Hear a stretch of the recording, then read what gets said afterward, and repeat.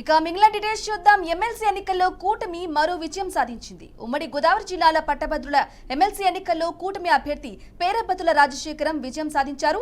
7 round లెక్కింపు పూర్తయ్యేసరికి విజయానికి కావలసిన ఓట్లు రాజశేఖరం సాధించారు.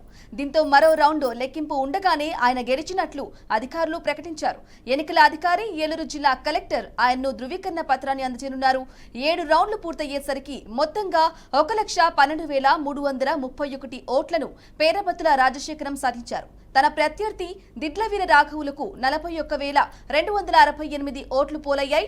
దీంతో కూటమి అభ్యర్థి 71,063 ఓట్ల ఆధిక్యంతో గెలుపొందారు. ఇదే విషయానికి సంబంధించి పూర్తి సమాచారం మా ప్రతినిధి వెంకట్ అందిస్తారు. వెంకట్, ఉభయ గోదావరి జిల్లాలో ఎమ్మెల్సీ పట్టభద్రుల ఎన్నికల్లో టీడీపీ తరఫున కూటమి అభ్యర్థి పేరబత్తుల రాజశేఖర్ విజయడంక మోగించారని చెప్పుకోవచ్చు.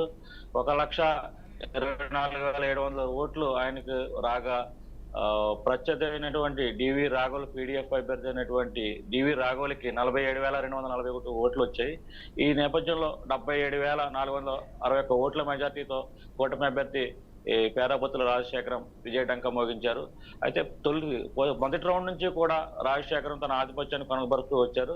ముఖ్యంగా ఉమ్మడి తూర్పుగోదావరి జిల్లాలో గత 3 పర్యాయాలుగా పీడీఎఫ్ ఎమ్మెల్సీ అభ్యర్థులే ఇక్కడ గెలుపొందడం, ఒక్కసారి కూడా ఏ రాజకీయ పార్టీకి ఇక్కడ పట్టభద్రుల అవకాశం ఇవ్వకపోవడం కూడా చాలా ఈసారి ఈ కూటమి అభ్యర్థికి అయితే అవకాశం ఇచ్చారు. ఈ పట్టభద్రులంతా కూడా తొలిసారి ఈ కూటమి తరఫున టీడీపీ అభ్యర్థి పేరబత్తుల రాజశేఖర్ గెలుపు పట్ల కూడా పార్టీ శ్రేణులు పెద్ద ఎత్తున సంబరాలు జరుపుకున్నాయి. 16,183 ఓట్ల మెజార్టీతో 3వ స్థానంలో జీవి సుందర్ నిలిచారు. మాజీ ఎంపీ హర్ష్ కుమార్ తనయుడు. ఈ ముగ్గురు అభ్యర్థుల మధ్య కూడా మొదటి నుంచి పోటీ నెలకొంది. అయితే పేరబత్తుల రాజశేఖర్ మొదటి నుంచి కూడా తన ఆధిపత్యాన్ని ప్రతి రౌండ్ లోనూ కనబడుతూ వచ్చారు. 7వ రౌండ్ ముగిసేసరికి పూర్తి ఆధిపత్యానికి రావడంతో ఎన్నికల అధికారి విజయం ప్రకటించడం, అనంతరం 8వ రౌండ్ పూర్తయ్యేసరికి ఆయనకు 1,24,700 ఓట్లు వచ్చినాయి. దీంతో 77,461 ఓట్ల మెజార్టీ వచ్చినట్లు కూడా అధికారులు ధృవీకరించడం జరిగింది. Right Venkat, thank you for the updates.